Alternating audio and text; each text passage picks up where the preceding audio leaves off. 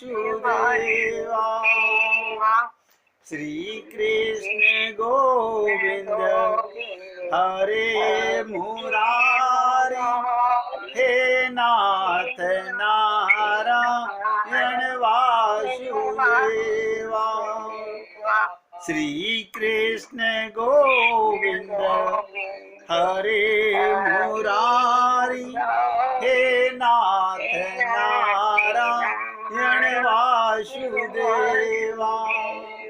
श्री कृष्ण गोविंद हरे मुरारी, हे नाथ नारायण वासुदेवा।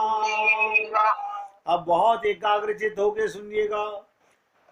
हम अर्जुन के भाई हैं। अर्जुन ने कहा, प्रभु आप मेरे रथ पर हैं, आप हमारे रथ पे हैं। हाँ हैं, और मैं परिवार की सोच रहा हूं, इनको मार के क्या करूंगा। और मैंने समझ में आ गया कि मैं मन से पाप कर रहा हूं। और आप हम लोग ये गुरु की कृपा से, संतों की कृपा से, भगवान की कृपा से हम जान चुके इस देह में हरि हैं,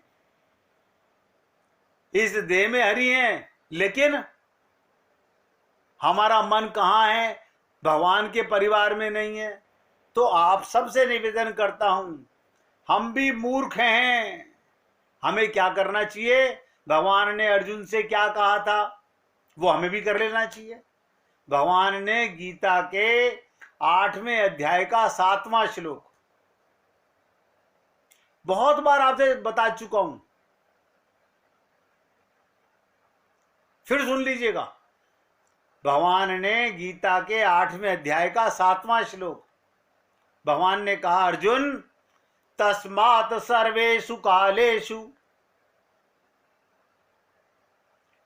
तस्मात् सर्वेषु कालेषु माम सुमरन युद्ध च। क्या मतलब? तू अपने मन को मुझ में लगाए रख, फिर युद्ध कर, संसार के काम कर।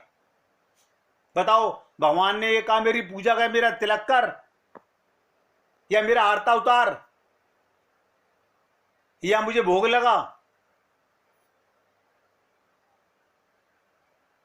इतनी सी बात भगवान अपनी मोहब्बत की बता रहे हैं। छोटी सी बात मन को सुधारने की, बिगड़े हुए मन को सुधारने की, हम नहीं समझना चाहते। तस्मात् सर्वेषु कालेषु माम सुमरन युद्ध च। तू अपने मन को मुझ में लगाए रख, फिर युद्ध कर। मर्डर कर लाखों, पाप नहीं लगेगा। बताइए क्यों? मेरे निमित्त किया हुआ कर्म सत्कर्म होगा, दुष्कर्म नहीं हो सकता। आप पाप से बचना चाहते हो तो भगवान को मन में रख के, मन भगवान में लगा के कर्म करो, कभी पाप नहीं होगा। तो इस प्रकार पाप की जो परिभाषा मैंने आपको बताई, किंतु वो आप लोग बस इतना ही समझते रहिए। हमको यही प्रयत्न करना है, हर समय जहां तक हो सके मन को भगवान में लगाए रखें, अपने गुरु के वचनों में लगाए रखें। यदि समाधि समझिए, जैसे ज्ञानी लोग समाधि में चले जाते हैं, यही तो समाधि है, यही तो साधना है। मन भगवान का कार्य कर रहा है। मैं खाना बना रही हूं, मैं तो थक गई। थक क्यों गई? क्योंकि शरीर में थी, शरीर से खाना बना रही थी। अगर भगवान के लिए खाना बना रही होती तो थकान नहीं होती। माया से बचिए,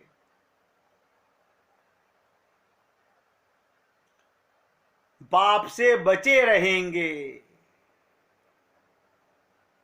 जब तक अपराध से बचे रहेंगे, जहां जहां से हटे माया ने धर दबोचा। हमारे को देखिएगा, कोई मधुमक्खी अटैक कर रही हो, आप भागिए नहीं, जमीन पर लौटिए नहीं, पानी में डूब जाइए, अब बच जाएंगे। अगर मधुमक्खियां आपके पीछे लग जाएं, आप एक बार पत्थर मार के देख लीजिए, सारी मक्खियां चिपट जाएंगी। ये संसार का परिवार मधुमक्खियों के समान है। और मधुमक्खी क्या करेंगी? डंक मारेंगी। ऐसे ही हमारा मन जब तक भगवान में डूबेगा नहीं,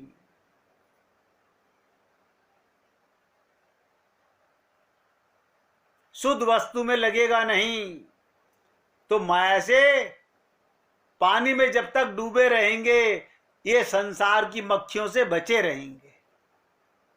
ये जो हमें लगता है ना, ये मेरे रिश्तेदार, ये मेरे, ये सब काम, क्रोध, लोभ, मोह से अगर बचना चाहते हो तो अपने मन को भगवान के प्रेम में डुबोए रखो। यही बात गीता में जो मैंने अभी आपसे निवेदन की, भगवान श्री कृष्ण अर्जुन से कह रहे हैं, लेकिन करने से होगा।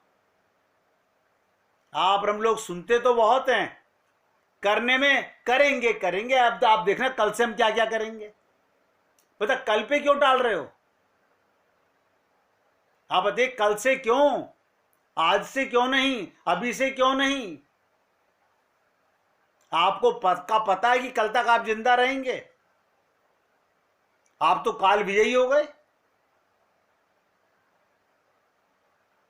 इसलिए करना है तो अभी से कीजिए। ये बड़े बड़े संत महात्माओं की कृपा का फल है। अब दूसरे नवरत्नमाला का दूसरा रत्न सुनिए। रामानुज संप्रदाय के संत क्या बता रहे हैं? शरणागत, देखिए बार बार आएगा, शरणागत अपने शरीर को आत्मज्ञान को रोकने वाला माने। जैसे ही ध्यान शरीर पे गया, जैसे ही जड़ में बुद्धि गई, माया में बुद्धि गई, आत्मज्ञान से हट गई। और हमारा मन 24 घंटे तो संसार में रहता है, तो भगवान की कृपा कैसे मिलेगी? विपरीत ज्ञान पैदा करने वाला है ये पृथ्वी, ये जल, ये अग्नि, ये वायु, ये तत्वों का समूह पंच महाभूत का अनित्य है, ये नित्य नहीं है।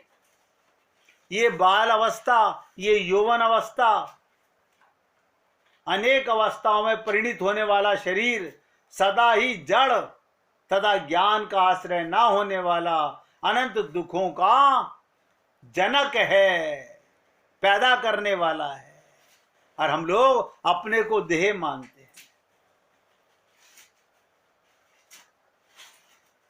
आप अपने को शरीर मानोगे तो ये नाश करने वाला है। सदा अपने शरीर का इसी रूप में अनुसंधान कीजिए।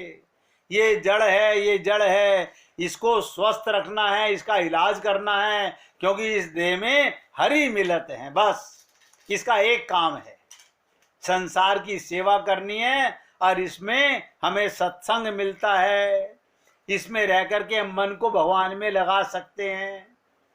ये देह की इंपॉर्टेंट है। और हम लोग देह को बचाने में लगे रहते हैं। हमारा ध्यान जितना शरीर पर रहता है उतना भगवान में नहीं रहता, क्योंकि हमने अपने आप को शरीर मान लिया। और खुल के बोल दूं, क्या कहते हैं रामानुज संप्रदाय के संत? शरीर संबंधी, एक एक शब्द ध्यान देना, शरीर संबंधी सारे रिश्ते नाते, मैं सबका नाम नहीं ले रहा हूं, अपने आप लगा लीजिएगा। शरीर संबंधी सारे रिश्ते नाते स्नेह पाश में बंधकर, इसे बोलते हैं स्नेह पाश में बंधकर। ये ऐसी जेल है, इनमें बंधकर मनुष्य को आत्मा एवं परमात्मा का ज्ञान नहीं हो पाता। हमें गुरु मिले और हम क्या कहते हैं, हमारे गुरुजी जगत गुरु हैं, बड़े ऊंचे गुरुजी हमारे स्वामी जी। अरे वो तो हैं, उनकी तारीफ तो जब है जब तुम भी इतने ऊंचे उठो। उनके ऊंचा उठने से तुम्हें क्या मिला? जब उनके शब्दों पर तुमने विश्वास ही नहीं किया तो क्या ज्ञान दिया? बड़ा गुरु होने से आप बड़े नहीं हो गए, भगवान में प्रेम होने से आप बड़े होते हो। और मैंने आपको निचोड़ बता दिया, शरीर संबंधी अगर इनके स्नेह पाश में, मोह पाश में, आसक्ति पाश में बंधकर मनुष्य अपनी आत्मा और परमात्मा का ज्ञान कभी ज्ञान नहीं रह सकता। क्यों? अंधकार हावी हो गया है हमारे ऊपर।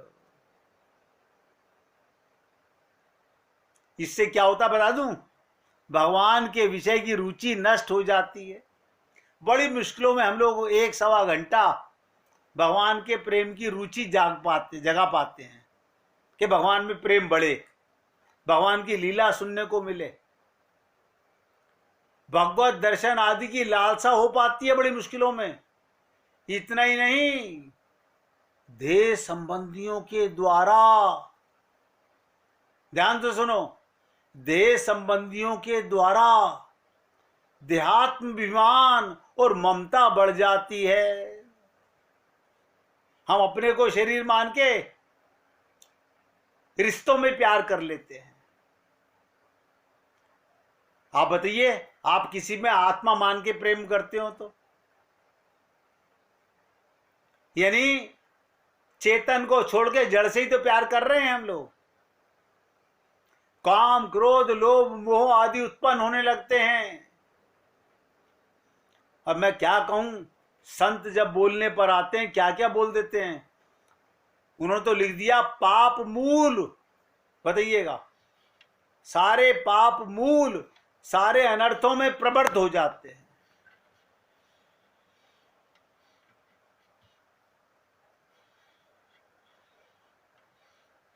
इसलिए आप सभी पुण्य आत्माओं से निवेदन कर रहा हूं, ध्यान से सुनिएगा, एक लाइन में नोट कीजिएगा, शरणागत, बार बार बोल रहा हूं, अब आप सोच लीजिएगा। शरणागत कहना बड़ा आसान है,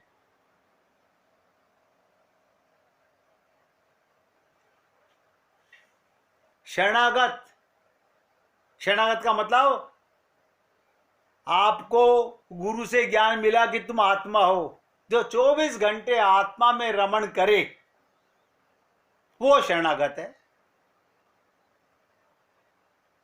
जो सारा दिन दे दे दे दे शरीर शरीर, अब क्या खाएं, अब क्या पिएं, अब क्या पहने, अब क्या खरीद के लाएं। बताइएगा, इस चमड़े के लिए, मरने वाले शरीर के लिए हम कितना कुछ करते हैं।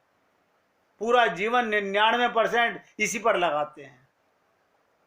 अब फिर भी ये मरता है, ये आपका साथ नहीं देगा।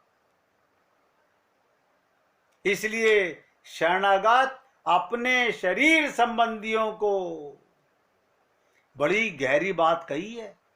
मैं तो कहता हूं धन्य हो संत, जिनकी कृपा से ये पंच रहस्य मैं आपके सामने पेश कर रहा हूं।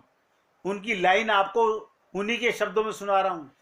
अतः शरणागत अपने शरीर संबंधियों को अनर्थ का अनुसंधान समझे। ये सब मेरा बेड़ा गर्क करने वाले हैं, सत्यानाश करने वाले हैं। अब आप देख लीजिएगा, आपको शरीर संबंधी प्यारे हैं या भगवान के प्रेमी प्यारे हैं। पाप और पुण्य की परिभाषा आपके अलावा और कौन समझ सकता है? सत्संग में हम हैं तो हम ही समझ सकते हैं पाप क्या है, पुण्य क्या है। किसी ने पूछा, इस दुनिया में आपका अपना कौन है? आप देखिएगा, इस दुनिया में आपका अपना कौन है? ज्ञानी व्यक्ति ने हंस करके कहा, समय। समय अगर वो सही है तो सभी अपने हैं, वरना कोई भी अपना नहीं। मनुष्य की इच्छाएं ही उसकी सबसे परेशानी की जड़ हैं। सारा संसार अपनी इच्छाओं के कारण दुखी है।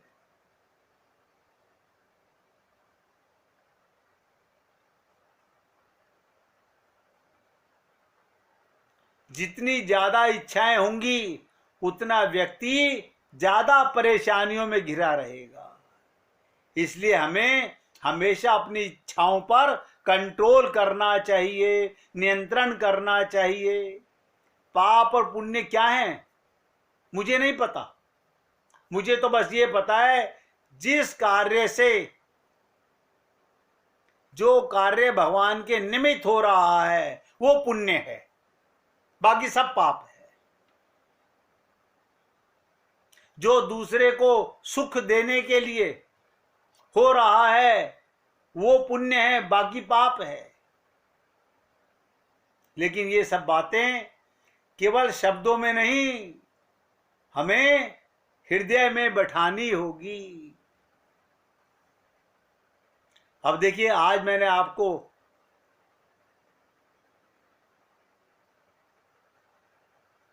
ये जो बात कही नवरत्न माला की दूसरी बात,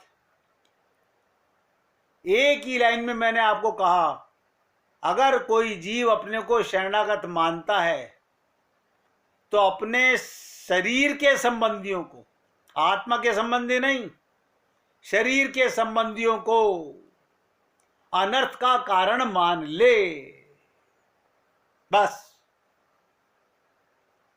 हां, अगर वो भगवत प्रेमी हैं तो वो आपके सहायक बन जाएंगे। हमारे को, हम पापी तो है नहीं, हम डाकू तो है नहीं, हम राक्षस तो है नहीं, लेकिन अपने को शरीर मान करके हम लोग, शरीर मान करके सबसे बड़े पापी बन जाते हैं। एक लीला सुन लीजिए गुलाब सखी की।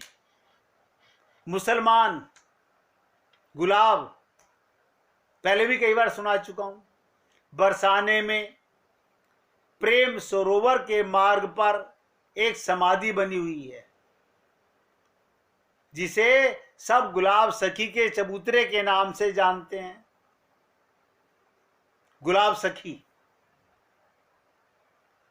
ये गुलाब एक गरीब मुसलमान था। देखिएगा, भगवान को हिंदू मुसलमान से मतलब नहीं है, ये तो हमारी बुद्धि में गोबर भरा हुआ है, ये हिंदू और ये मुसलमान है। गुलाब एक गरीब मुसलमान था और राधा रानी सब पर कृपा करती हैं। ये बरसाने में राधा रानी के मंदिर में सारंगी बजाता था और जो पैसा मिल जाता उससे अपना पेट पालता था।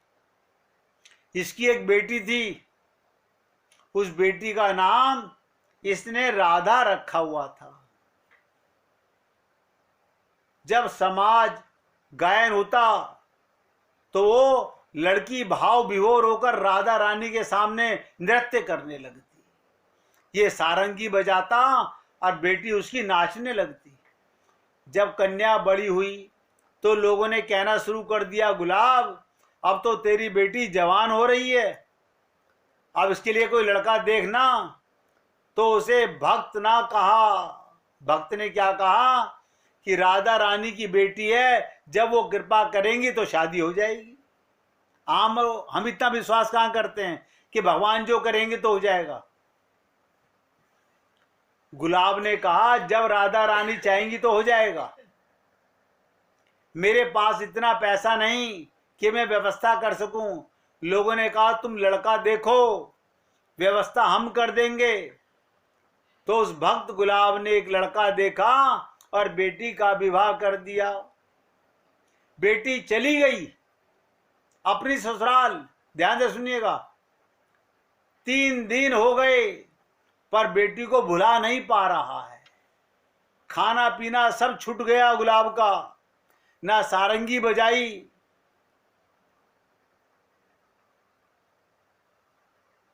नहीं भजन कीर्तन में गया। लेकिन एक दिन रात्रि को श्री जी के मंदिर के द्वार पर बैठ गया जाकर। ठीक रात्रि के 12 बजे उसे एक आवाज सुनाई दी।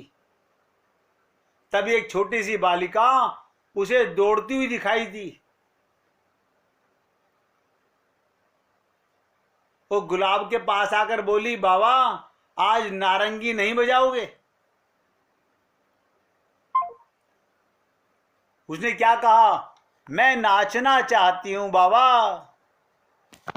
अब आप सोचिएगा, उसने कहा मैं नाचना चाहती हूं, आप सारंगी नहीं बजाएंगे?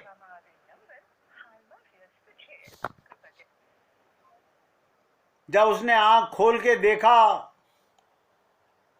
तो एक सुंदर बालिका खड़ी है।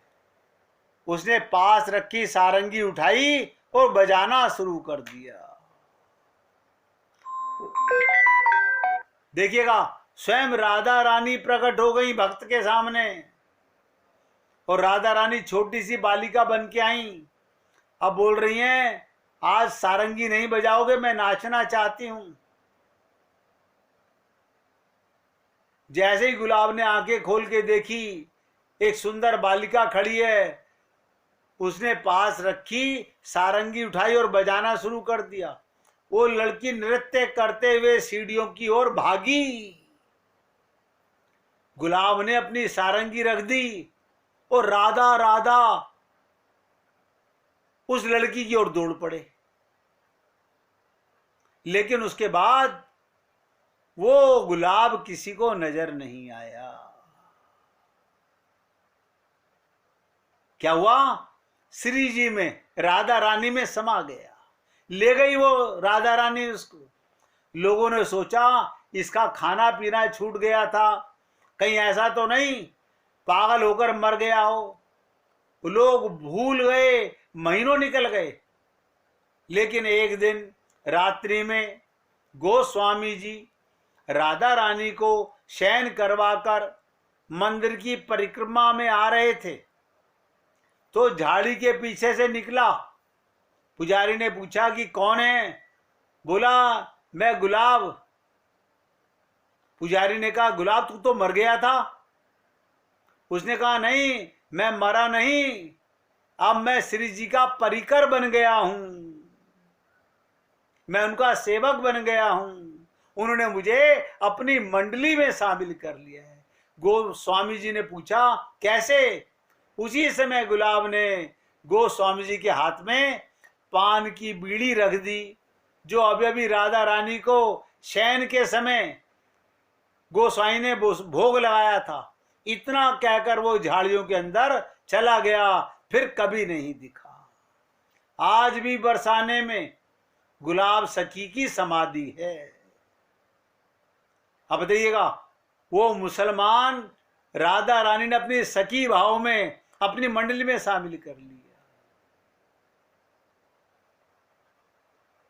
आज भी बरसाने में गुलाब सखी का वो समाधि, जिसे गुलाब सखी का चबूतरा कहते हैं।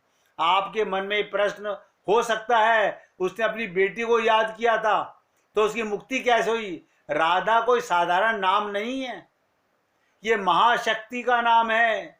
जो राधा नाम लेता है उसके आगे भगवान विष्णु चलते हैं, पीछे भगवान शंकर चलते हैं, दाहिने इंद्र वज्र लेकर के चलता है और बाएं वरुण उसके ऊपर छत्र लेकर के चलते हैं। यदि राधा नाम भूल से भी निकल जाए तो राधा रानी उसे अपना लेती है। इतना बड़ा कमाल है राधा रानी का। आप भी